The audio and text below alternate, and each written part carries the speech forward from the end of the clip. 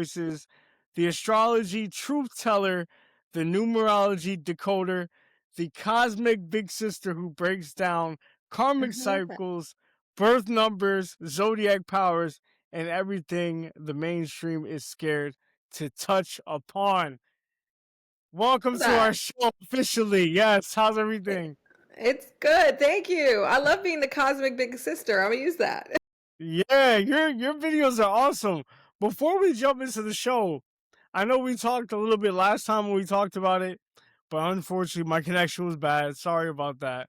That's okay. Um, what made you get into astrology? Because we're seeing a lot of people come out of the woodwork saying, "Oh, like I'm starting to get into it. Their sun, their moon." What made you get into astrology? Why is it something that is beneficial for the world? Okay. Well, I'm going to be honest. I give credit to my mother. She kind of got me on the woo path. And I started just really going down the rabbit hole. I found a birth chart that she had an astrologer hand draw for me. So that was like OG, no computer software, anything. And I didn't know how to read it. So I wanted to know how to read it. So I started teaching myself astrology, to be honest. Like my mom had a basic knowledge, so she helped me in the beginning. But like she was like, "You're past my level now." Like, I don't know anything about that. But I just felt like it explained a lot of the things that I had struggled with in terms of my personality. Like I was like, oh, why am I so aggressive and different things? And I was like, where is this all coming from? So it gave me kind of peace of mind because I was like, oh, well, this is why I do that. And, not excusing my behavior, but just giving me a deeper understanding of my personality and my motivation. Right, working on like knowing your strengths and your weaknesses and working on the Yes. weaknesses, right? Yes. Okay. Okay. All right, let's jump into our segment. All right, the first segment we are going to name it is the cosmic era we are entering, all right? So, the universal year 1, all right, end of celebrity, the 11th house of fame. All right, so let me ask you this. Let me ask you this question. Which signs are built for this era and which signs are about to get humbled? Well, I would say the signs built for this era would be Aries, Gemini, and Aquarius because we're having the outer planets shift into their signs. And I also feel like it's going to be a situation where they're going to have to step up in a lot of ways, right? Aries, as far as being the leaders, Aquarius, bringing the change to society, and Gemini, shifting the mindset of the people. So I do feel like those signs are really going to step out and step to the forefront, whether they like it or not, right? Because they're going to be personally evolving, and maybe they're going to be the ones, especially with Aries, as it being a cardinal sign, to kind of lead the people. Now, I think for the people that are going to be humbled, I hate to say this, I think we'll all be humbled, but I'll say Leo for sure because Leo is the opposite sign of Aquarius. And I have talked about it on TikTok that I do think this is the fall of celebrity culture. This is the end of us worshiping people just because they can sing or dance. It's more about now with Pluto being an Aquarius, excuse me, and the North Node is also going to enter Aquarius, about people stepping up and using their voice as a powerful tool, right? So yeah, it's cool for you to be an actress or whatever, but are you speaking out against the genocides? Are you talking about what's going on, in terms of homelessness and different things like that? So I do feel like, no shade to Leo, that Leo is more caught up in the self and the ego, and so as the South Node enters Leo, it's going to be a release of that, and there could be some humbling moments. I would also say Libra. Sorry to you, Libra, because as my son's a Libra, as Saturn enters Libra, right? Saturn enters Aries, Mercury retrograde. It's opposite of Libra. So Saturn in Aries and Neptune in Aries is going to be opposing Libra. So it's going to be like this challenge for Libra in terms of what they believe in, what they're committed to, are they staying in these situations or are they stepping outside of their comfort zone and changing? And then I would say Sagittarius, because it's opposite of Gemini, right? So Uranus will be in Gemini, and there could be this back and forth between Sagittarius wanting to stay open and embrace new mindsets versus like, I know what's best, because Sagittarius can be kind of dogmatic. I call Sagittarius the professor. So it's like getting caught up in the old way of thinking, right? Uranus and Gemini is going to bring a whole new world and a whole new mindset. So I feel like maybe Sagittarius will be struggling with accepting that. Yeah, I can just picture a Sagittarius trying to take rules from something or somebody. That's gonna be interesting. That will be interesting. All right, and then is there a zodiac sign that's literally destined for fame in 2026? Ooh, I would say Aquarius. I think that the North Node being moving into Aquarius and also Pluto being into Aquarius, Pluto is power. People think of Pluto and they think, oh my God, I'm about to go through a Pluto transit, it's going to be bad. But Pluto will empower you. So if you're living in your purpose and your path and you're spiritually in alignment, then you have the opportunity to kind of be pushed into the limelight, so to speak, or the forefront in whatever area, you're seeking. It could be, whether it's community, it could even be fame. Like, I do think, again, that the reason that we admire people is going to shift. It's not going to be just about, oh, this person's a celebrity and they look good. They're going to have to bring something deeper to the table. They're going to have to care about the collective. They're going to have to, be more concerned with the future of society for all of us, right? Not just the people in power and not just the people who have money, but everybody. So I do think it would be Aquarius. The Aquariuses are. I think you know with the Aquarius and people have the Aquarius placements. They are rebellious in some way, but they're also they give off leadership. They're Yes. like in either way they go, they become a leader in that way. I find that interesting. Yes, I do too. And I think this is going to be the time where, it's going to be more about community and collective. I will say that Leo may also be destined for fame, but it might be a fall from grace. I hate to say that, Leo. Love you guys. Yeah, because they're all about attention too. So Yes. that's gonna hurt a little bit. So if someone's sun plus rising combo isn't naturally public, can they still become influential, or are they swimming against their chart? Okay. Do you mean if they're in the same sign, their sun and rising, or? No, so yeah, if someone's sun plus rising combo isn't Oh. naturally like public, can Oh, they okay. still become influential, or are they swimming against their chart? No, I think like okay. I feel like the chart is the natal promise, but like I say, Yes. people break promises, right? So Yeah. it does. There is nothing. It's the possibility that's written in the stars, but the stars align, but you create your destiny. So that's how I look Right. at it. So there's always the potential, for you to be in the limelight, but then there's other people who have certain aspects in their chart or placements that you would think would be in the limelight that aren't, so I feel like there's other factors that play into it. It's more about like the potential. Are you tapping in with the potential, right?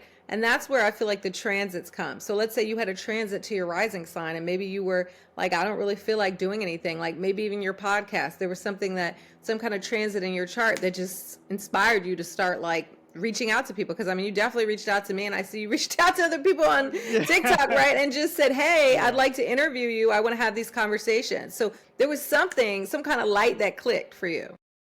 Yeah, I would say that in just astrology. I've been into astrology for some time now. Okay. And I think for me it's just a curiosity. I obviously when I first started learning about I only knew about the sun sign.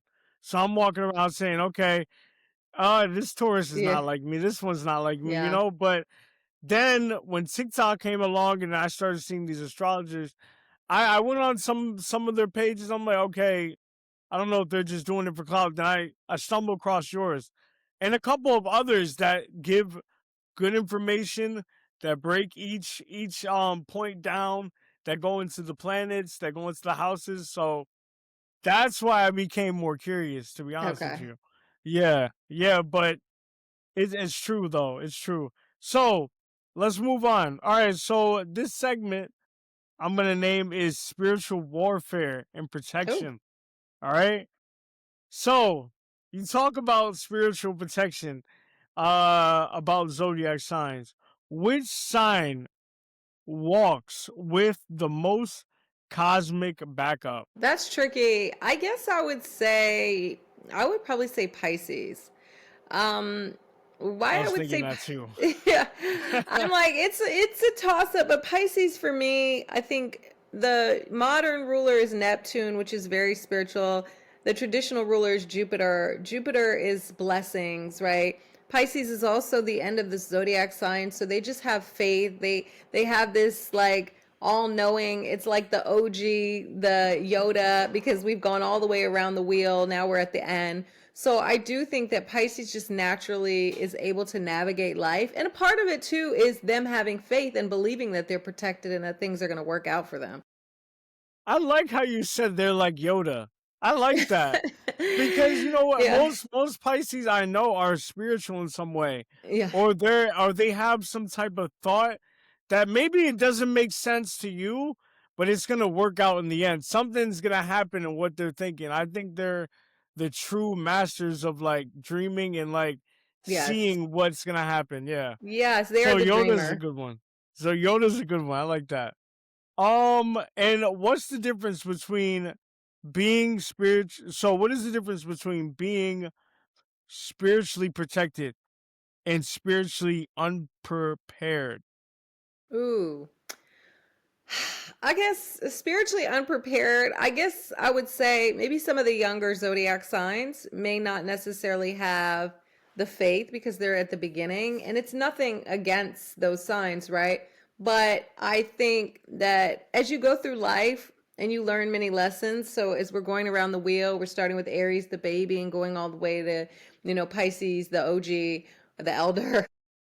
We're going through different lessons. So I would say maybe two. When I think about mercurial signs, this is no shade to the Gemini and Virgos, but I do think of them as being kind of like spiritually unprepared because I think of like a lack of trust and faith in the universe because Mercury wants to see it, right? They're like seeing is believing, but faith is about believing than seeing. Okay. So those signs to me kind of like stick out as ones that may be a little spiritually unprepared, but that could be a lesson throughout life for them to find the faith. Mm.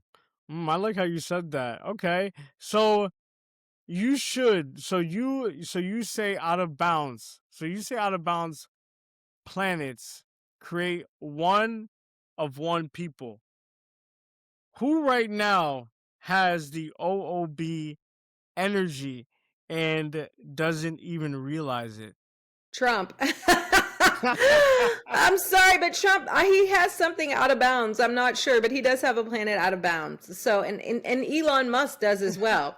I know you, I am not a Trump supporter by any means, but Me neither. Don't worry. okay, but it might be his Mercury because if you think about it, he has a lot of different ideas that are controversial, that are against the grain, that, you know, when you have an out of bounds planet, it's not answering to anybody. So it's like free to roam and do its own thing. So there is not that check there when it comes to that planet. So maybe he's like, oh, well, I have this idea. I'm going to run with it. Where someone else might be like, well, this, if they had like the sun closer to Mercury or whatever, they might be thinking, oh, maybe I shouldn't do this because it's like not necessarily a good idea, but it's like he just has that freedom to think and throw out these wild ideas. And sometimes they're insane, you know.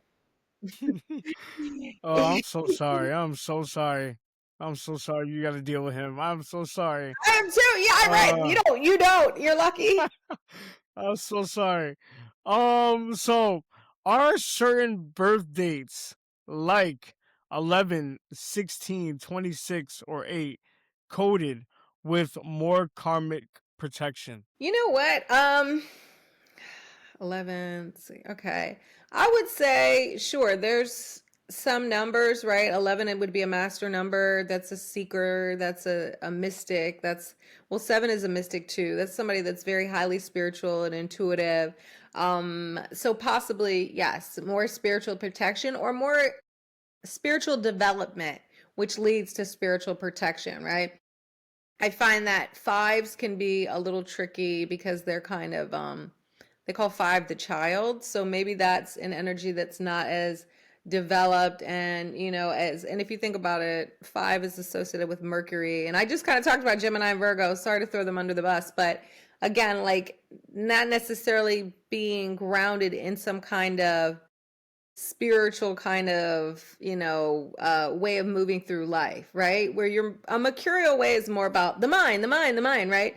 But when you are looking at other planets like Jupiter and the moon and what else, Neptune, those are more guided by like intuition, right? So it's more of like, okay, let me trust my inner GPS and see which way I should go. So I can't remember, sorry, all the numbers you said, but I think you said 16. I would say sure, Yes. 7 is a very spiritual energy. 11 is a master number. What were the 11, other yeah. ones? I'm I said, yeah. sorry. So, no, it's all good. I said 11, 16, 26, and 8. 26 and 8, I would say, is I sure. Saturn is protection, right? Because those are 8, 26 would equal 8, right? And 8 is 8. But I do feel like with the 8s, it could be about balance, and there could be lots of karmic lessons that come through, because the 8 is to master the spiritual and the material. So you can't be too materialistic as an 8 and think that life is going to work out. Also, sometimes with 8s, it could be the number of extremes. So there could be a lot of highs and lows that occur in an 8's Right. life. So they can go through a lot of, trials and tribulations, but it's all for the greater good, for their soul's development. I heard that with 8s, they have to go through that kind of that like they have to go through their ups in order to them to get no, they have to go through their downs in order for them to get to their ups. Is that true? Well, I think it's true because I'm a Capricorn, and that's the number that's associated. That's the sign that's associated with the number 8. Oh, I did not know Yeah, that. yeah. And I feel like with Capricorn, it's all about climbing to the top of the mountain, but there's so many things that you go through on that journey that really could break you, right? But it's ultimately to build you up. If you don't break, you'll go up to the top and you'll get there. But it's a spiritual kind of process. Um, and I do think if you don't understand the balancing the spiritual with the material, right? Because 8s can be very materialistic. Shout out to my birthday because I'm a 17, so I'm 8.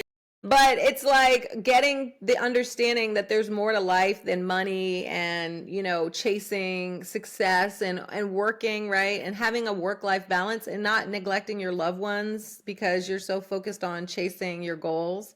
Chasing the bag. Yeah, Yeah, I've that could no. be, Yeah. I learned that about people born on the 8 or have that 8 energy. yeah. They are bag. They chase the bag. Yeah. And that was something during my 8 year. I felt like my 8 personal year I was doing, and I was like, oh my God, okay, like no, this isn't necessarily working, right? It's a balance. You can't just pour all into just going. Then I feel like it's more about attracting versus chasing. We want to attract. We don't want to be in a constant like grind mode. I think that's something that the 8 also has to realize. Like that can lead to burnout and just low morale. And can I ask you, are they the manifester? Sorry. Is the 8, it's all good. Yes. You guys are the manifestors too, right? Yes, 8 is the number of manifestation. So it's like you have to make sure too that you're keeping your vibes high, right? Because you can manifest things into your life that you don't want just by your mindset. True. And like 8 is the Hmm. number, the infinity sign. So it's infinite possibilities. So anything is possible with an 8, whether it's you're an 8 life path, an 8 personal year, or you have some kind of 8 in your numerology chart. I would definitely say for sure, but it's all about balance, right? Okay. Okay. And let me ask you this: can someone earn spiritual protection, or is it written in the chart from day one? No, I definitely think that. Okay, so when I first got on TikTok, well, it wasn't first, but I had a post go very viral about spiritual protection. People were mad at me in the comments and they were like stitching my video, saying this is what's wrong with people. She's saying only these people have spiritual protection. That's not what I was saying. I was saying these signs are more spiritually protected. Like they just naturally have it. I feel like for sure anyone can tap into spiritual protection. For your birth chart, I would look to like your fourth, your eighth, and your 12th houses. Like those are like the woo woo houses, right? So I would look to what is my fourth house doing? Like, how can I tap into some of my ancestors' practices? What is my eighth house doing? What's some good occult tools? Or am I religious? Am I spiritual? What am I doing? Like what's going on in my 12th house? But for sure, those are the houses that I associate with spirituality. And those would be the ones that I would look to in terms of like spiritual protection or even aspects in your chart from like Neptune to your moon or whatever. Like there's plenty of ways to be spiritually protected. You're not doomed if you aren't one of those signs, like a Cancer, a Pisces, or a Sagittarius. Is it bad to have too much of one house in your chart? So, okay, you mean like in Placidus, which is like a time based or quadrant based house system, you can have a bigger house, right? In equal or whole sign, you won't have that. So, like in Placidus, my 12th and 6th houses are very big. I don't think it's bad. I think that that's an area, right? Transits are going to take longer to go through those houses. Those are areas of life where I'm going to have more focus. So my second, my third, they're very small. My fourth, but like when we get to the 6 and 12, I'm going to like be going through it because, right? It's going to be but so health, daily routines, Yeah. spirituality, those are all themes that are very important to me this lifetime. So I don't think it's bad. I mean, a lot of people don't like the houses to be different signs, so they use whole sign. But I prefer Oh, okay. Placidus, or yeah, I prefer, a time-based rising, essentially. That's me Yeah. though. I don't know if you remember, but I have 12th house. My sun, my moon, and my Venus is in the 12th house. Yeah. So yeah, definitely for you, isolation, needing time alone, not too Yeah, much big time where time. you feel lonely, but that is a part of you like recharging your batteries. And some of your best work or best ideas or best breakthroughs are going to come to you when you're in solitude. Right, right. Yes, that is 100% true. Yes. Okay, so let me ask you this. Which birth date, which birth dates create natural leaders and which birth date create spiritual protectors? I would say natural leaders would be like a 1, a 10. What's another one? I'm trying to think all of the ones that add up to 1 off the top of my head. And a 19, right? So, or even well, yeah, I'll say a 1, a 10, and a 19. So those would be people that are really going to boss up and are more of a solo vibe. They're going to take the initiative. Like we're going into 1 year next year. So you'll kind of see that vibe for everybody collectively. But it's about starting things, taking action, making moves. It's very much Leo, and Leo is the sun, and the sun is like how you shine. So it's all about bossing up. Now, as far as spiritual leaders go, I would say the master numbers 11, 22, 33. 11 is the master seer. It's the psychic, the intuitive. It's the person that can heal, because the lower vibration is a 2. It can help the collective. 22 is the master builder. It could create something that supports all of us, that helps us all make it through this crazy thing called life, right? And the 33 is the master teacher. This is the spiritual healer. This is someone who has compassion and can guide people through tough times and help them see, the light, so to speak. So those would be my picks, I think. Can you tell by someone like maybe for like a week or so their life path number without them even I telling you? cannot. I You can't can? really. I can't. I don't think I could do the zodiac sign easier. The life path I feel like is trickier because I feel like it doesn't necessarily show up as much. Like I might guess. Actually, you know what? I will say I had a friend that I thought was a Leo rising, but it was a one life path. So maybe that's what I was seeing. I was seeing the one life path coming through, right? Very bossy or the boss, a leader type of quality, wanting to take control. So I think for me, it's easier to kind of pick up on the astrology. I think I'm a stronger astrologer than Then numerologist, right? okay. Okay. Yeah. All right. All right. So let me ask you this. If someone is born on a karmic date like 13, 16, or 26, are they meant to struggle before they succeed? Okay, I don't like the word struggle, right? But I maybe there's some challenges. Sure, they agreed. I believe that we all agree before we come here to go through certain things. So if you were born on a 13 or what, I think you said 28 or 16, No, 13, 13. 13, 16, 26. Oh, 1626. Okay, so the only one I really consider harsh is the 13 because that's a karmic debt number. It breaks down to 4. I have a friend that was born on that day. Now, I don't necessarily think she has been through some challenges in life, right? But is it something that she didn't survive? No. So I do feel like you're bringing that karma from that past life into this lifetime for you to learn, right? Structure, order, discipline, because that's ultimately what a 13 is. It breaks down to a 4, right? Hard work, locking in. 13 is also a number that people associate with death. It's the death in the tarot, but I don't Mm-hmm. consider, it to be like a literal death. I consider it to be like an ego death, a transformation. So if you were born on a karmic date, it's more about transforming that energy or transmuting it, right? And learning those lessons so you don't continuously repeat them in a next lifetime, if you believe in next lifetimes, or even just throughout this journey here on earth, this lifetime. I know a couple people that were born on 13 myself, and they went through it. They went through it. Yeah, they went through it. And I'm not saying everybody. Yeah, I don't like to use struggle as a bad term either. No, No, it's I not. no, I say struggle too, but it's like facing challenges, right? I mean, life is tough for everybody. I don't care what's your birthday, your life path, Right, whatever. So, right. but for some people, there can be more lessons this go round. And so I do feel like if you have that karmic debt number, it can be more challenging, but you can also use that to your advantage. It's like if you lean into the learning, it's like it has to click though. You can't keep making the same mistakes or you'll just have those struggles, those challenges. Yeah, true that. And all right, so let's go to our next segment. This segment is called "The Signs That Run the World Right Now." Okay, so all right, so let me ask you this: who are the top three most powerful zodiac signs, and why? Okay, well, for me, I would say Capricorn, because Capricorn is ruled by Saturn. Saturn Hmm. is, the planet of limitation, but it's also the planet of discipline. So Saturn gives you a true grit. If you have Saturn strongly placed in your chart or your Capricorn placement, then you already know what I'm talking about. You have the ability to be resilient.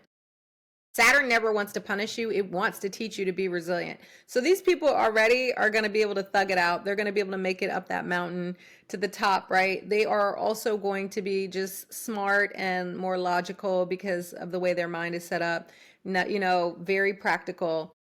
I would also say, well, before I say Scorpio, let me think. Leo. Leo, right? Leo is ruled by the sun. Leo is a leader. Leo is a boss. Now, next year, I don't know, Leo. Sorry. But, Leo always has the ability to step into the spotlight to motivate others, to, you know, share their warmth, their creativity, their leadership abilities with the masses. So I feel like Leo for sure. And Leo is also very just, I don't know, people tend to just gravitate towards Leos because people like to be in the sun, right? People go to the pool and they sunbathe in Yeah, the ocean. So yeah. Then I would say Scorpio. People really don't like Scorpio, but Scorpio is a no. very strong. Scorpio. My dad is a Scorpio. It's his birthday today. So I'm like familiar with the Okay, Scorpio happy energy. birthday to him. Happy birthday to Thank you. him. Yeah. Yeah, so I don't have a problem with Scorpios. Like I mean I get them. I understand it. I think that Scorpio is ruled by Pluto. That's the planet of power, right? So Scorpios do have this natural ability to kind of like influence people, to even to manipulate people to get what they want. They're also they'll never give up. So it's like they're going to keep going. Like No. I feel like Scorpios could survive anything. And if we even look at it, Joe Biden was a Scorpio. There's a lot of like Leos, Biden Scorpios. was a Scorpio? Yeah, he was. So, Oh. yeah, Trump is a Gemini, right? Gemini Yeah, or of course. Cancer? He's a Yeah, Gemini. Gemini. Okay, Yeah. and he's a Sagittarius moon. Yeah, that's Yeah. right. Okay. Okay. But a lot of people, like Hillary Clinton, she didn't win, but she's a Scorpio. So there's a lot of politicians and people in power that are Scorpios. It's a very much like, I don't want to call it like a determined energy, right? They're relentless. They're willing to climb and keep going and like claw it out to get to where Yeah. they need to go. This does the Scorpios are gonna hate me for this. Is there a Scorpio that's in, but like a normal Scorpio? Are they just, it's either a good or a villain? You know what? I think the thing is we all have a shadow side, but we're just able to see Scorpio's shadow side like it's out there, right? Whereas you and I, maybe we keep ours suppressed a little bit so people can't see it. I do feel like they're good Scorpios. I love Scorpios. I feel like if you have Libra placements in your Scorpio, like let's say you're a Scorpio sun with a Libra Mercury or Libra Venus, it softens that energy a bit. And so it makes it where it's more approachable and a little warmer, right? Maybe you're not a goth, you're a goth Barbie. That would make sense. A Libra and a Yeah. that would be a god. Yeah, that Yeah. makes sense. Okay. So let me ask you this: what sign gets unfairly hated the most, and what's the truth behind the hate? I mean, it would be a toss up between Scorpio and Gemini, but I'm going to go with Gemini because people always call Gemini liars. And, are they lying? Are they lying? I don't know. I do find that Gemini is constantly being exposed to new information. So they do tend to switch up their points of view, which does make them flighty, right? And Yeah. non committal. So, and then the gossip part, yeah, they do gossip. I think, is it the Ten of Swords backstab in the tarot that is associated with Gemini Sun? So it's like Gemini, again, with the gossip, they're just thinking that they're sharing information like how you and I are talking, but it could be someone's business. You know what I mean? So it's like, you right. So it's like they don't mean, I don't really feel like they mean to be malicious, but just their need to like circulate ideas, it's messy. Yeah, I actually don't find them liars like that. I think they're actually pretty transparent. Just the way they tell the truth makes it like, dude, are you telling the truth? But they are. Most of the time they are. It's just the way they say it. It's like, Yeah. all right, I don't know if I believe you, but most of the time I think they're pretty transparent. They just go about the way they tell the truth differently, I think. All right, so let me ask you this. Which sign is the most rebellious? I think I know the answer to this. Which sign is the most rebellious? All right, that gets Go ahead. the most heat for being rebellious. Now, I would say Aquarius, but I feel like this could be Aries. Like, I think that Aries, people kind of sleep on Aries, but Aries is like the maverick. They're willing to go into situations that nobody else would go into. Um, Now, I don't know, do people give Aries some flack? What I will say is sometimes Aries rushes into a situation without the preparation, which makes it worse, right? So it's like we applaud your bravery. We applaud your bravery, and but at the same time it's like sometimes there is a plan that's needed, but I do feel like Aries with their leadership, like Aquarius, sure, but Aquarius is still a fixed sign, right? People say, "Oh, Aquarius is so innovative," and in some ways, but it's a fixed sign. So here you have a cardinal sign. Cardinal signs are the ones that are ready to go. They're like, it's on site. What's happening? So I also feel like as Neptune enters Aries, we're going to see a lot more of the Aries people really leading rebellions and really stepping up and showing up and being like, hey, this isn't right. We got to do something about it. And people kind of following their lead because people will follow an Aries. Yes, I'm an Aries Mercury, and like Uh, you were kind of you're kind of hitting the points when you like on site. Yes, I sometimes I will do something before I even think about it. yeah. And yeah, I understand that really well. Okay. So with the best music taste, I'm curious because we hear Pisces all the time. Yes. But what sign has the best music taste? Okay, since you said we hear Pisces all the time, I'm gonna go with Libra. Libra is dedicated to the aesthetics. I don't care if that's, the sight, the sound, the touch, whatever. So they're gonna have top tier taste when it comes to a lot of things because they're ruled by Venus. Venus is pleasure. So I feel like a Libra is gonna have the best kind of like I guess it would be playlist. Yes. They'll have the best playlist for you. They could put you on to different, they're so like all over the place that they could put you on to new music.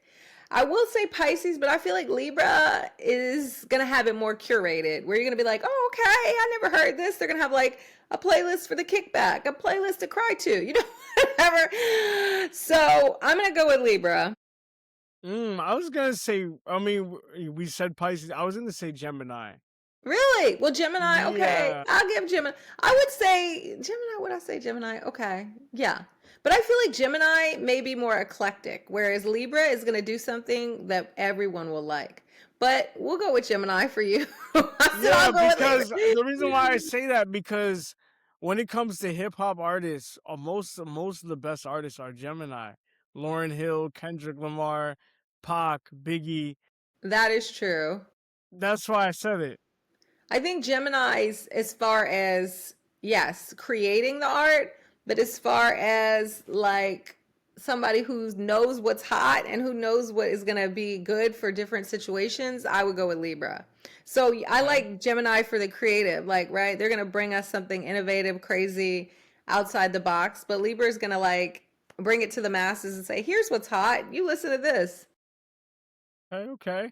Which sister sign pairing is secretly unstoppable together? I'd say a Scorpio and a Capricorn. I know people are like, yikes. Those are two very powerful signs that I think Scorpio is determined and driven. Capricorn is disciplined and locked in. When you see those two together, they can really like do a lot of things together.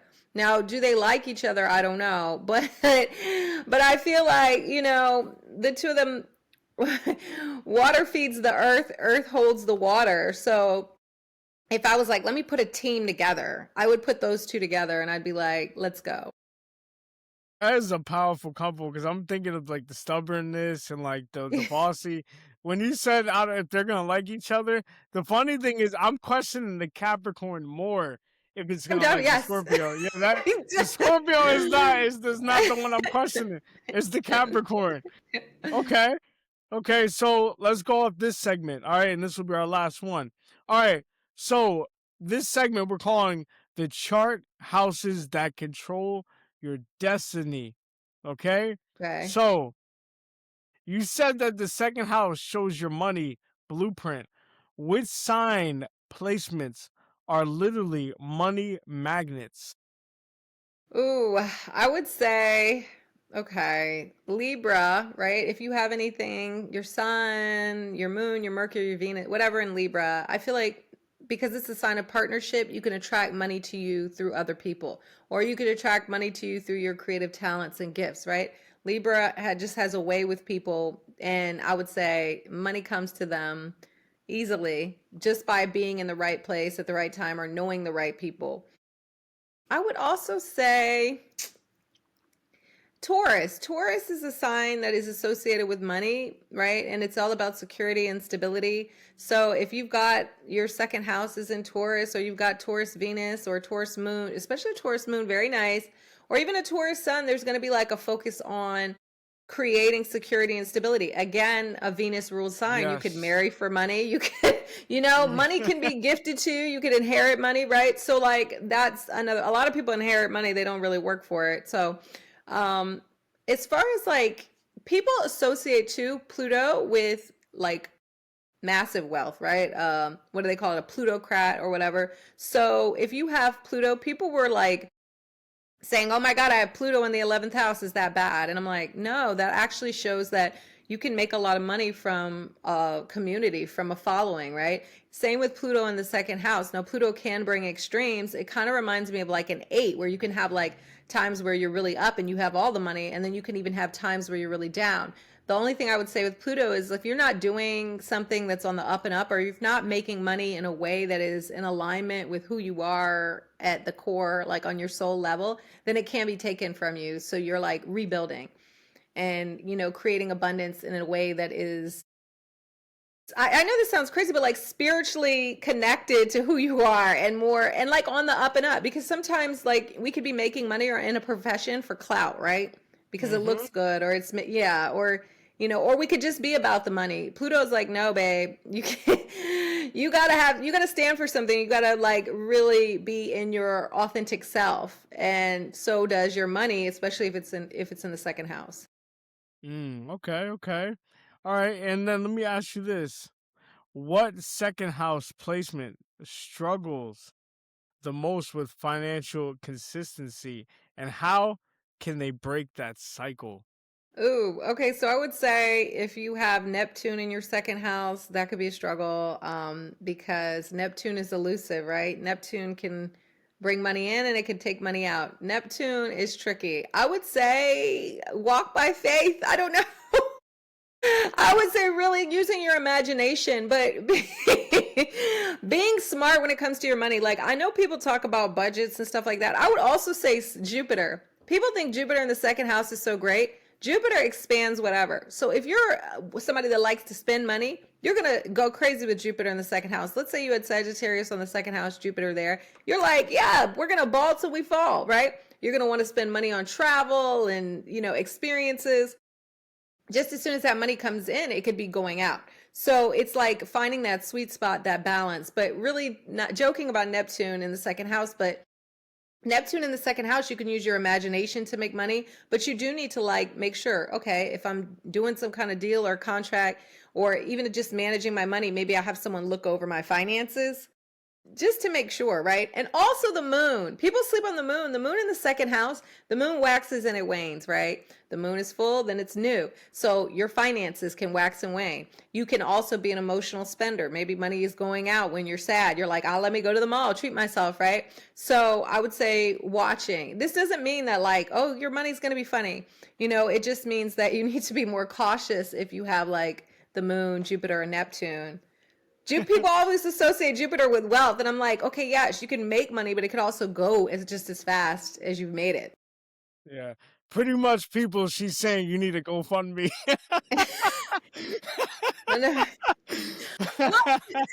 Oh my God. Well, I mean, hey, let me ask you this. So they say that having Jupiter in Sagittarius is good luck. Is that true?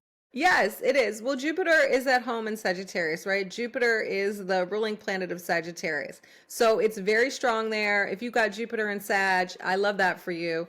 That and Pisces. Jupiter in Pisces is also lucky. But Jupiter in Sagittarius is the sign associated with optimism, hope, faith. That's what Jupiter is. So it's like Jupiter's at home here. It loves it here. It's like, yes, we are going to see the glass as half full, never half empty, right? We're going to be positive. We're going to be optimistic about life, even when we're down bad, because we know that things can change and there's always a better day ahead. So yes, it's a very nice aspect to have Jupiter in Sagittarius, or Jupiter in Pisces, or Jupiter in Cancer too. Shout out to everybody with Jupiter in Cancer having their Jupiter return.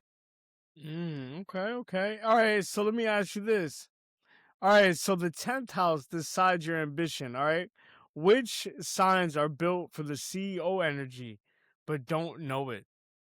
Ooh, gosh, I would say, well, Capricorn knows it. So I would say Libra. Libra, I think sometimes can be hesitant to kind of like step up, or Cancer even as well, right? They are cardinal signs, but maybe they hold back because they're more relational, like they're more associated, like Cancer's the family and Libra is partnership.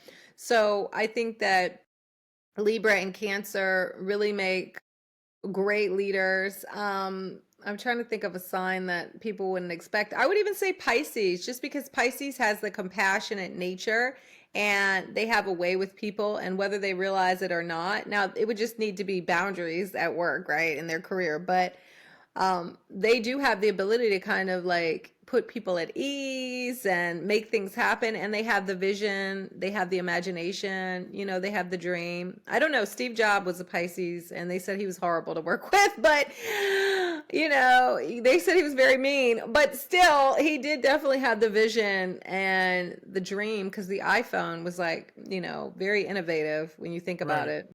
Yeah. Arguably one of the greatest inventions, if Yes. you want to put it. Yeah. I did Yeah. not know he was a Pisces, though. Yeah, well, he had some other placements, Mercury and Aquarius, I think. Yeah, but he was very, very mean, according to all the people Oh, that work with him. Yeah, so the Mercury and Aquarius too with the innovation. that's what makes him a little weird. Yeah, okay, that Yeah. makes sense. Okay. All right. And let me ask you this. What does the progressed moon reveal about where someone's life is headed in 2026.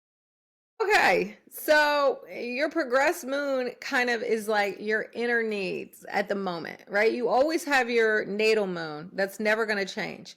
But throughout life, you go through cycles. So as your progressed moon changes signs, you're in a different cycle. So right now, my progressed moon is in Libra. I'm more focused on relationships, I'm forced to focus on relationships, right?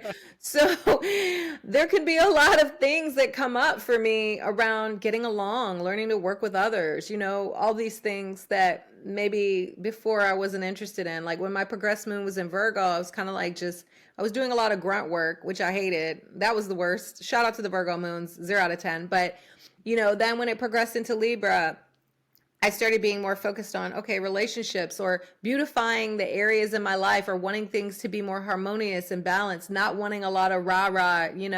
So if you look at your progressed moon, it is an indicator of what you're needing on an emotional level at that time and what kind of lessons and obstacles can come up for you as you're going through that progressed moon cycle, right? Because it's just going to go around. I think it's about 2.5 years. Is it about 2.5 years? I could be lying. Don't quote me.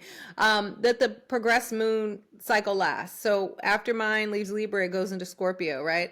Then it'll return back to eventually, after it goes through Sagittarius, to my natal moon, Capricorn. And that your progressed lunar return could be a period where you experience all kinds of challenges, right? But it could be pushing you towards growth. So I feel like people don't really necessarily know about the progressed moon, but it's really good too for tracking transits. So you can look to see, okay, is my progressed moon interacting with my natal chart? Because that can activate something, right? Like my progressed moon is squaring my MC, so career, and I could be torn between like my home and family and doing the things that I want to do. So I really think people should look into their progressed moon. You can Google it. You can find it on AstroSeek, right? Think of it as like your emotional tone for those years. When your progressed moon was in Virgo, did you find yourself being like more nitpicky or Oh like my God. My son was like, perfectionist? you Like have this has to. OCD. Yes. I mean, you know what, too, can bring that on is Pluto. Pluto was conjunct my sun and my progressed moon was in Virgo. And I was just like, we got to get all this out of here. And I was like cleaning Oh stuff my I've god, never cleaned before. Oh, it was horrible. you probably have some serious OCD. Oh I my god. did. Shout out Oh to the my god. Virgos because that was a 0 out of 10. Oh my god. All right, so I want to do a couple more, and I'll let you out of here. I appreciate your time. All right, so this last segment we're gonna call is the stuff you never say on TikTok. Oh. Okay. All right, so what's one spiritual truth the internet is not ready for? Ooh. What's something I never say? Okay, a whole new world is coming. So I don't necessarily talk about this a lot on TikTok because I don't like to fearmonger and scare people. But the society that you once knew, especially, I even feel like globally, right? You being, out of the US, but especially in the United States, shit is about to go down. Excuse my language. Things are changing, okay? And you can either roll with the changes or you can be dragged, right? So it's better to lean into the change versus being dragged. But all of the stuff that we've depended on, whether it's jobs, ways of making money, things are all shifting. And sure, I guess it's AI, it's technology, it's a lot of things, but the system that we had in place with capitalism, it's no longer working. So it's time for a shift. And as we go through these years with Uranus and Gemini, Neptune and Aries, Pluto and Aquarius, a whole new Earth is coming. So I think that's where I feel like people are like trying to hold on to the old ways and of doing things and seeing things, but I just don't. I can't tell you because I'm not far down the rabbit hole like of mundane astrology, world astrology, where I could give you like a whole breakdown. And I don't like to predict because I feel like everyone was predicting the election, and then people are like, "You got it wrong." So, but I do. That was horrible. I do think that it's the beginning of something that is very magical and transformative if we all can get on the same page and lean into that energy of the shift. Right, right. And I think it's acceptance. So we just got to accept it as well. Yes. Accept that as well. I agree with that. All right.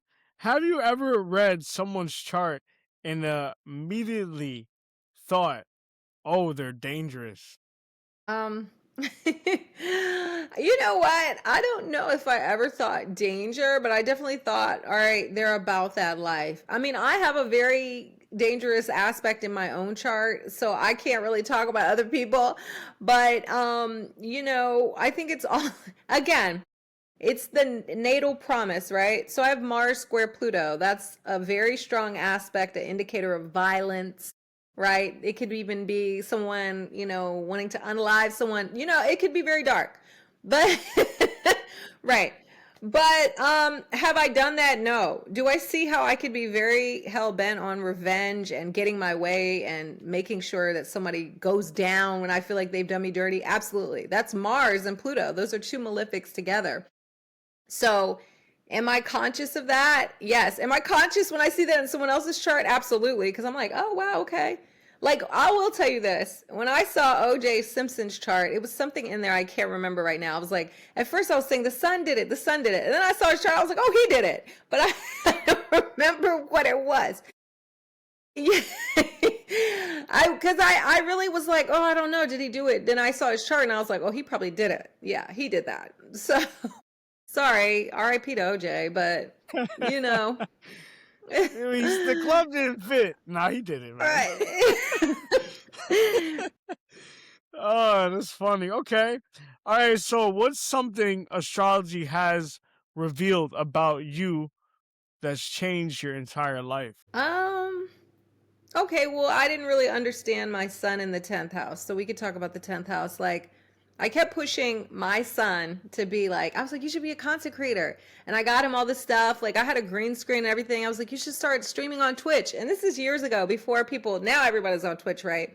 And I kept pushing him out to do it. And then I didn't realize that it was me that was supposed to be out in the public because I'm the one with the sun in the tent. Like for so many years, I was assisting everybody else, like being in the spotlight. Even in my career, that's what I help. I help people who are, established, and I'm like assisting behind the scenes. But I guess once I went viral on TikTok, I realized, wow, okay, well, maybe it's time for me to shine. It's time for me to step into the spotlight because that's what I'm seeking at my core. My son is in the 10th house. That's what I'm longing for, right? That's where I want recognition. And, it's not necessarily about people like, oh my God, you have all these followers, but it is about me sharing my experiences being in the public eye, connecting with people, just being out in the forefront. And that was something that I never wanted to do at all. Like I don't know, I have Venus in the 12th. So I'm kind of like, I don't want to be really but the sun is the strongest. I mean, that's the sun. So it was like my son was like, get out there. So I kind of understood that part of myself more after I got into astrology. I was like, oh, okay, I'm supposed to be doing something, where I'm gaining some kind of recognition or some kind of public spotlight. Mm. And your Venus is in the 12th. What Yeah. sign? Pisces. Oh, you feel everything. I do, sadly. Yeah, yeah. Yeah. Oh wow. Strong though. You're strong. You got I to be am. very strong. You have to be emotionally strong. I can imagine. I hope so. I hope so. All right. If you weren't the hippy dippy, who would you be spiritually? Um, you know what? I would be a Buddhist monk. Excuse me. But I would be doing something. I feel like the hippy dippy, I'm bringing it to the internet, but all of this stuff that you're seeing, like I've been doing this for years. So it wasn't so much as me like becoming the hippy dippy. I always was. And I just am sharing it with everyone. So even if I never got on another platform again, I would still be lighting candles on my altar. I would still be talking about the stars. I would still be, crystals. It's all within me. So I feel like wherever I go, there I am. And maybe it's just that people are seeing this from me. And I'm not judging if people have like had a rebrand and now they're like into, all of this stuff, but it's just always been a part of who I am. I love that answer. I love that answer. That was real. I love that answer. Thank you. What's the one sign combination you'd warn people about in dating? My gosh. So I would say I mean, people are always like, "Oh, this person is a cheater or this sign." I would say, I think Aquarius and Cancer should not date personally, but I do know Aquarius and Cancers that are dating. So I feel like Aquarius is very distant and aloof, and Cancer needs to be nurtured and like loved on and understood. And Aquarius just doesn't bring that same energy. And I feel like they could be attracted to each other for those same reasons, but it can never seem to really work. In my opinion, okay, don't shoot the messenger. Because I think that, those two, yikes, I would say, I mean, maybe you run. I know people are always like, ooh, fire and air, work together, and yeah, earth and water, but you can mix and mingle those combos. I think it's more about like, look at your moon sign too, because it's like, can your moon signs get along, right? Because your moon is Taurus moon, right? I think Yes, Taurus my moon. own. Yeah. Yeah. So you have an earth moon that's very sensual and very, like you can hold the feelings because you got earth. You can hold the water that's being poured there. So maybe if you got with like an Aries moon, you might find them like a little kind of crazy. You might not get upset about something, right? That they might fly off the handle about, and you're like, what is happening here? So you would be like, it might not work for the two of you because you're like, you're acting kind of crazy. Like Taurus is more chill. While you do have the Aries Mercury, you might be drawn to that moon at first, but then when your moon sign is like needing comfort or you guys are having to have an emotional conversation, you might be like, yo, you're kind of like, no. You're not, it's not going to work for me. So, but I would say Aquarius and Cancer, run. Run, run, run. All right, and then let's end it off on this question. What would you say to someone that is getting into astrology but doesn't know what direction to go and doesn't believe in the truth behind it? What would you say to them? Say get a reading and see if it resonates, because a lot of times when you get a reading you'll be like, oh my gosh, this is me to a T. Like when people start to break down your rising sign, or if you're like, oh, I never really felt like a Cancer or whatever, and it's because you maybe were born at night and you relate more to your Capricorn moon, whatever, so I feel like getting a reading can really open up your mind and change you, right? Convert you to actually believing in it a little. I would also say do your own research, like pull up your birth chart and see like, does this resonate with me? Do I connect with this, right? Because people are so caught up in their sun sign, they don't realize there's a whole other chart. Yes, the sun is arguably the most important, right? Because it's the heart of the chart. We can't necessarily live without our heart, right? We can't live without our heart. So the sun is the focal point. It's your ego, it's your essence, it's your core, but there's so many other things. How do you think, right? Mercury. How do you love? Venus. How do you go about getting the things you want? Mars, right? How do you communicate? Mercury. Like, what's the back and forth like? What do you need to feel emotionally secure? The moon. So I would say dive into all those. If none of those track, then come back to me. But something's going to, resonate with you. Yeah, and can you tell them where to go? Because I have friends looking on Chat GPT. Chat Do GPT not does go not to Chat go. Do not GPT. go on. Thank you, please. Thank you. I honestly hate that. I when people tell me they went on ChatGPT, I'm like, you know. ChatGPT also can give you misinformation. I would say going on Cafe Astrology, that's a site where you could get like a birth chart and a breakdown. Going on Time Passages is another app that I recommend. The Shani app. I'm not really a big fan of CoStar, but like apps like that, I would not go on Chat GPT. I will just say that that's not going to give you an accurate reading, and a lot of times it will give you misinformation. So if you don't know astrology to correct it, it's not a good tool. I know people are like, it's not. I'm so sorry. Don't get me on my AI rant. I cannot. All right. Well, this is Just a Thought podcast. This is the Hippy Dippy. Guys, you can go check her out at TikTok, okay? Guys, Yes. she has amazing content on TikTok. Please go check out her TikTok. We're going to be putting it in the YouTube description anyway, just in case you guys forget. Also, go check her out on YouTube. You have a Yes, YouTube thank page you. that I'm I trying to just build that up. discovered. Yeah. Thank you. And I also discovered you got an Instagram page too. All I do, right. but I never used it. You don't use it. Oh, you gotta get back on it. Your I content is do. good. I do. Yeah, yeah, yeah. All right, yeah. So check her out, TikTok, where you can really check her out. You can go check her when she does lives. She does a lot of lives. All I right, do. guys. She does readings. She breaks down each of the planets. She breaks down the houses, all this stuff, and with numerology as well. So go check her out. She does do lives a lot. That's how I I found do. her. All right. Yay! Thank you. Yes, yes. And it's been a pleasure. Guys, the hippy dippy. Let's go. Thank Just you. the Thought Podcast. Thank you for Yes, having me. we are out. Thank you so Okay. much. Thank you. Wait.